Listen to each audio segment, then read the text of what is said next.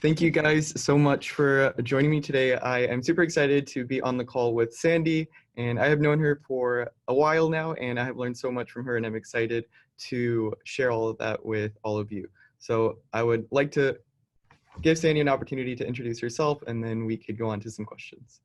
Great. I'm Sandi Herrera, and I am the founder and CEO of Educator Dynamics and Genius School US. And my company, Educator Dynamics, we run a program in schools called Got Core Values, and that program helps schools become a great place to work so that it's a great place to learn. So I focus on staff leadership development as well as entire school culture building and just creating this amazing environment for our teachers and support staff to show up to work every day and also for our kiddos to learn. And the other part of my business is my nonprofit Genius School US. And I'm part of a global organization, and we run camps for kiddos to figure out their path of least resistance to success and spark their entrepreneurial spirit and teach them about the UN global goals and how they can actually make a difference even while they're still in school.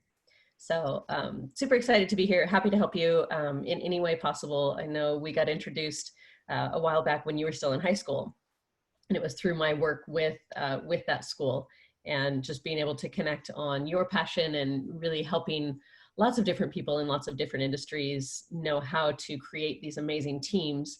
And the assessment that I use, the talent dynamics assessment that I use throughout all of my work, not only for adults, but for kids, helps people do that. So happy to share anything you need. Perfect. So the first question I have for you, Sandy, is how can someone start off on discovering what their true passions are and what professions they would like to go into that really do offer that path of least resistance, and what can people start to do? And can you maybe gear that a little bit more specific toward healthcare too? Because I know a lot of us are in the healthcare industry, and my future plans are to be a healthcare administrator and to be an entrepreneur in the healthcare industry too. So I would love to hear what you have to share. Yeah, that's fantastic. So my background is corporate culture consulting, and I've also run a real estate company and used to manage a big team around staffing. So I've been in all sorts of different industries across my career, and healthcare is definitely one that I know is leaning in towards innovation when it comes to human behavior and how do we actually make our healthcare facilities, whether it's a hospital, a medical office, or whatever it is, into this place where it is truly about the patient, but it's also about the employees and their well-being. And so in that industry, it's super, I'm glad that you're leaning into that space. Mm-hmm.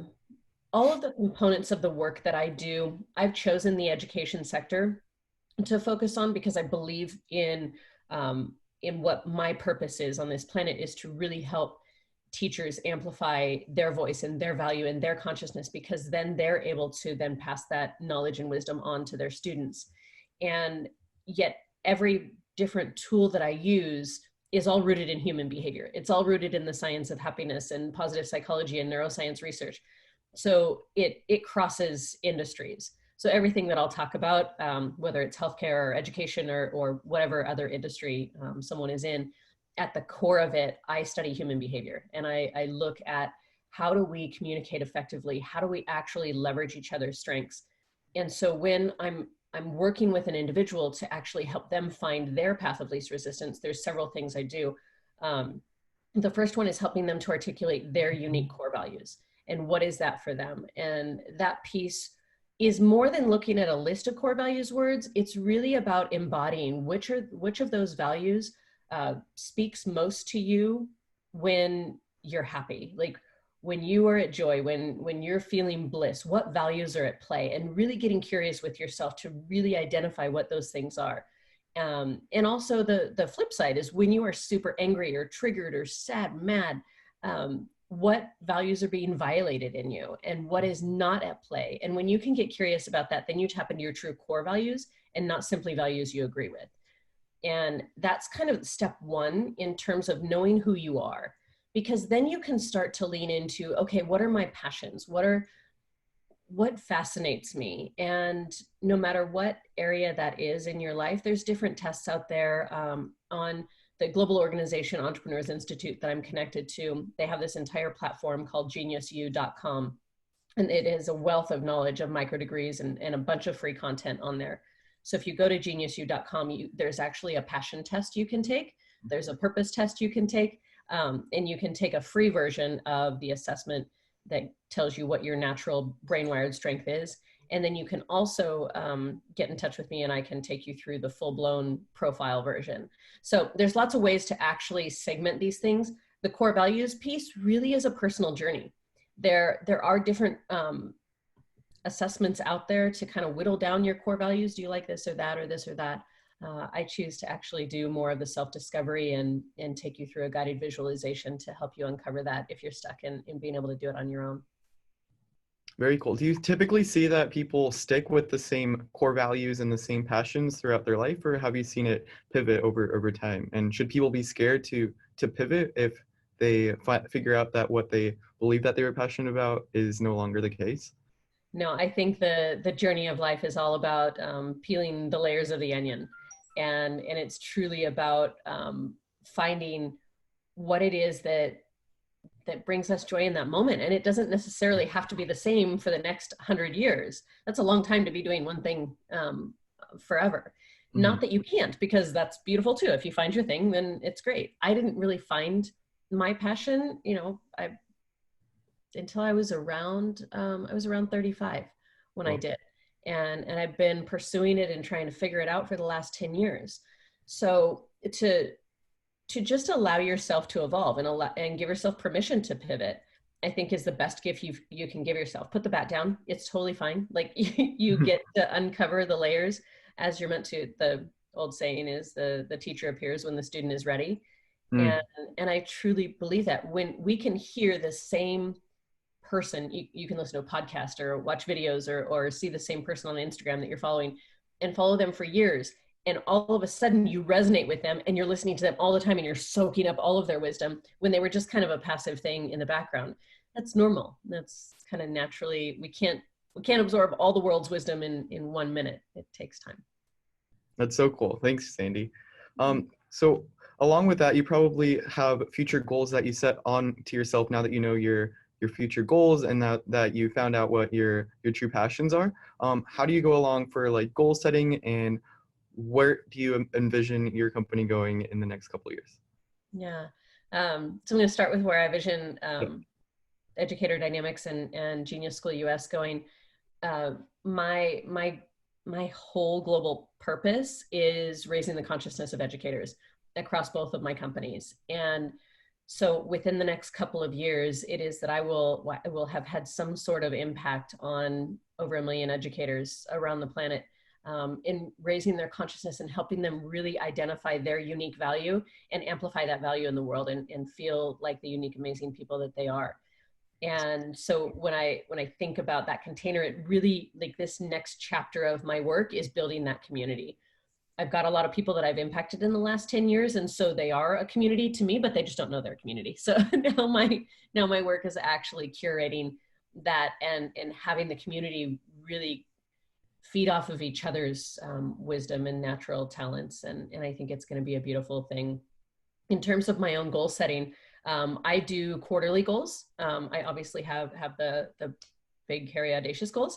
But then I also have, in terms of developing each quarter is a new, in my training, I call it a promotion.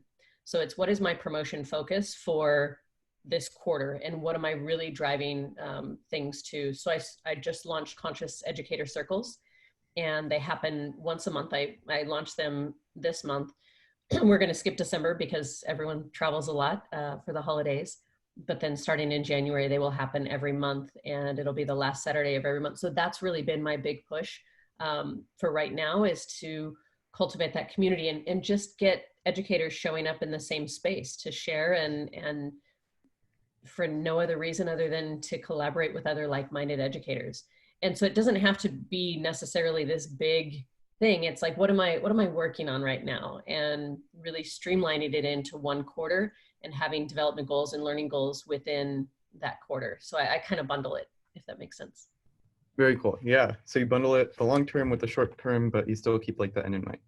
Yeah. So I think it was super valuable for me to take the talent dynamics assessment, and thanks for letting me take that opportunity. And I thought that I learned so much from like the confirmation of the answers that I got from the talent dynamic tests. I got the creator profile, and I believe that it completely like aligned with what my true visions are and what my different like patterns usually are. And it showed me that I'm like creative and that I love to start new projects.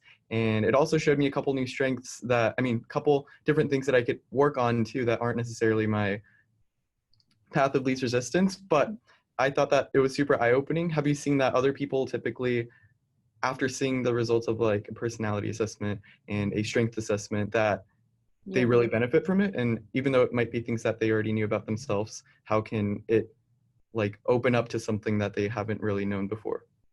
Absolutely. And it happens, I would say 90% of the time. As soon as someone sees their results, they're like, "Oh, I get it. It makes so much sense. I know I know exactly who I am." And it and for me, the first words out of my mouth was, "I have permission to be me." It gave me that knowledge, that baseline wisdom of I don't have to try to do these things that actually drain my energy. Is I Mm, can lean into this space of things that bring me joy and things that actually give me energy and make me happy. And then I can actually lean on these other members of my team to do these other pieces. And so that's been one of the most beautiful pieces for me, but also to watch in others, is that you don't have to necessarily focus on your weaknesses. It's about identifying a person or a system to be able to leverage those pieces and parts that aren't your natural brain wired strength.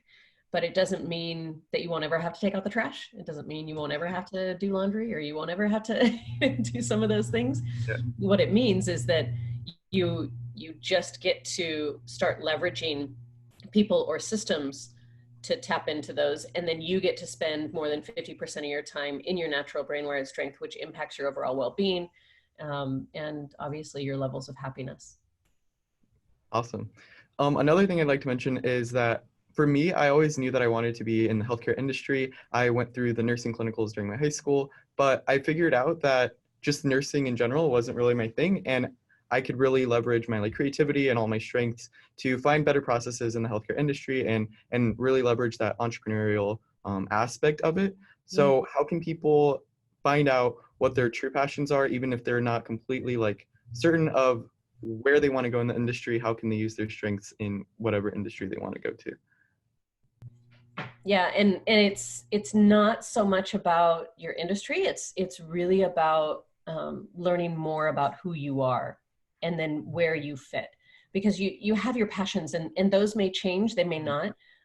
Your true core values and your path of least resistance to success, that really doesn't change. Mm-hmm. That's really that evolves and grows, and you get deeper layers and more meaning and depth behind your core values and your path of least resistance, but it doesn't necessarily change. So you being a creator profile, you won't all of a sudden become an accumulator profile and go from being someone who is similar to a Richard Branson to all of a sudden being similar to someone as Warren Buffett. You're not going to transform that way. It just doesn't happen. It'd be weird if it does. If anyone's done that, that maybe we should study you for lots of reasons. Yeah. But understanding that your path of least resistance is who you naturally are, and when you can lean into that, it is so freeing. And so just understanding that the evolution of it is different than your passions, and being able to tap into those, and who you show up as on a team, regardless of what that passion is. When you're showing up as your authentic self, that's when you get the best out of yourself and the best out of your team. Very cool. So speaking of teams, it's important to not only be with the same people that fall into the same profile as you, like both you and I are creator profiles, but would you say it's important to also incorporate other people that don't have the similar strengths that you do? And how can people go about finding a really good and productive team that will really leverage everyone's strengths? Yeah, absolutely. I think it's super fun as creators to sit around and brainstorm, and we get nothing done, but we have a great time. And we all feel energized by all of the ideas that we've come up with. Yeah. And then we have all these lists and stickies and everything. And they're like, oh, now someone has to do this. So, so it it depends on what your purpose is. If your purpose is brainstorming, as the dynamo frequency, which is what creators fall into, then absolutely sit in and call it a brainstorming session. But if you actually need to be in a task oriented or a project management or a finance discussion or a team building, those are different pieces that you can actually lean in and understand how to leverage your team. So you really want to create balanced teams in order to to get work done. So if you just stay within your profile, it's going to feel like hard work for a lot of you to pick up those pieces of the project lifecycle, which includes every different profile. Is there a way that people can identify what kind of people are beneficial to add to a team? And without taking necessarily the talent dynamics test, how can someone go about their day-to-day life and really identify other people's strengths?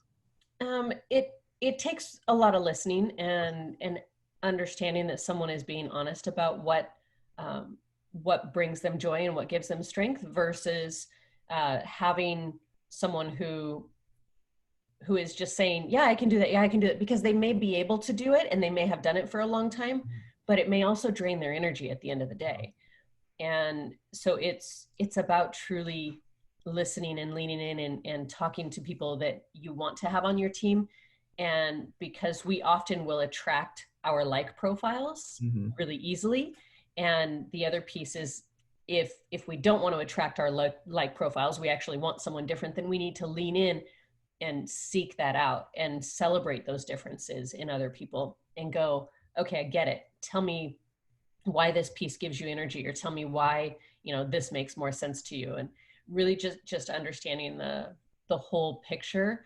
So other than taking the assessment, it's really just leaning in and listening and giving people permission to say, if you could do anything in the world, what would you do? And if someone talks about more systems or research or how type questions, then they're probably dominant steel frequency. If someone talks about customer service and details and tasks and timing, they're probably more tempo profile. If someone's talking about people and teams and getting everyone excited, they're probably more blaze. If someone's constantly talking about ideas and the what of everything, they're probably more dynamo. That's so cool. So in like the current school system, everyone's being taught in the same way, the same curriculum and all of that. Do you think it's a flaw that it's not really personalized to what people naturally learn by and what people are currently like trying to pursue, instead of being taught as a specific uniform kind of way? Do you think it would be more beneficial for people to be more geared to what they like to learn? I remember that in school, like I was in the classroom, and even though we were mixed in with all the different types of people, it was still the same. And I wonder if we got a little bit more geared to the specific education that we were getting, the results would have been different. For me, like math has always been the hardest one. So I wonder if there was a way that teachers could maybe gear that for me to leverage my strengths as a creator and maybe succeed in math in the future. Yeah, I absolutely believe in individualized instruction, and I know that there is a huge push towards that. I think that the gap in our education system in actually having that be implemented in a really substantial way is that we still have all of the old structures and measurements while we're trying to do individualized instruction. And so it's this rub against each other. We're trying to fit a new system into an old system versus taking away some of the old constraints in order to allow this to flourish. And I think until that happens, educators are going to feel that really strong rub towards what they innately know they need to do with the diverse students that they have in their classroom, and what the expectations are from their district, their state, their government, whatever it is. And it's happening globally. It's not just here in the US. Unfortunately, the more that I'm connected globally with different education systems, unfortunately, we're not alone. And at the same time, what I'm super excited about is we have companies like Entrepreneurs Institute creating Genius School Global.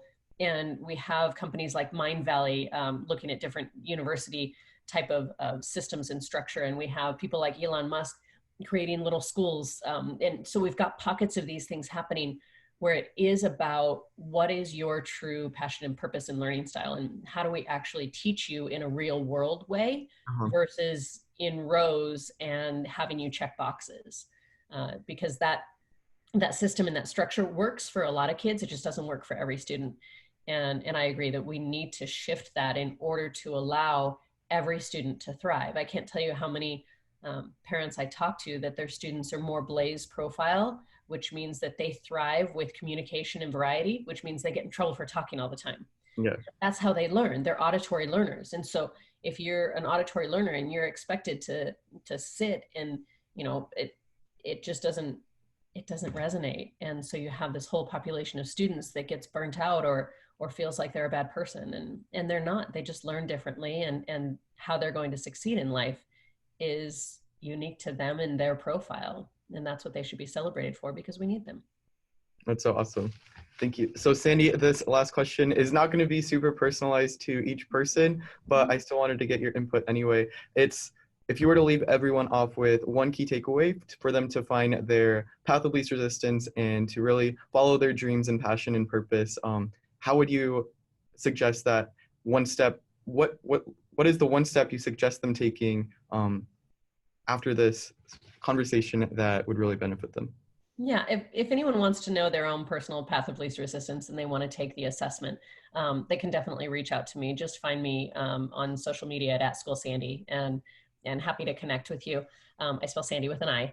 And the one takeaway I would love for everyone to uncover, and this is actually what I'm writing my book about, is living your life on purpose and in alignment with your true core values. And I'm not sure what the title is going to be yet. That's So so awesome. that's kind of How the exciting. book.